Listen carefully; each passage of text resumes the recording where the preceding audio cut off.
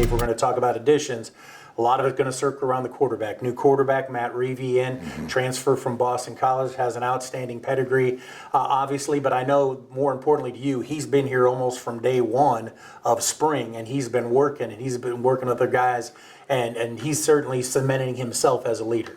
Yeah, I think Matt has been everything that we expected him to be, both on and off the field, and then some. I think in his world, when he came up, he was interviewing us just as much as we were interviewing him. It was probably as thorough of a recruitment process as we've been through. I'll give you a little side story. I mean, all the frills did not matter to Matthew. It was about football and personnel and everything that we had to offer. And so we were going on hour 4 or 5 of film with him when the tornado sirens started going off in Findlay, and our security team came in and said, "You guys have to take cover in the basement." Well, luckily we have a film meeting room in the basement. And so next thing you know, we're down in the bottom of the Gardner building with him with sirens going off, talking about different pass combinations and what we like on third down. So I told him, I said, "Hey, if this happens, if you end up here, we're going to remember this." And certainly he has been everything that we hoped he would be.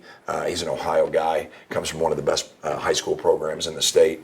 And yeah, you mentioned the pedigree, but very, very hard on himself and has done a great job leading this team. Your offensive line got some attention last year with the only Division II player drafted in the entire draft, Michael Jarrell, who you mentioned earlier, and certainly going to miss his presence, but you return a really strong unit there. Yeah, I think that this group has the opportunity to be one of the best that we've had here.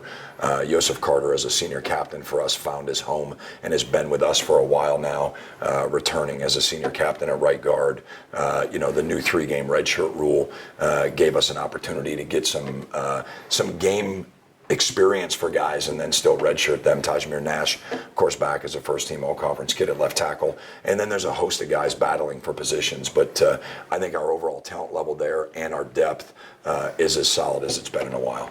That brings us to the skill positions, right? And you lost your top 2 running backs, a couple of receivers. So certainly that's an area where, as you point out, you've been trying to address in the offseason. Yeah, I think so. I think that, Jaden Farmer, due to injury and some other things, took a year off last year, was with the program, never left the university, but did not play last year, and he's back as a captain for us, and certainly excited about him.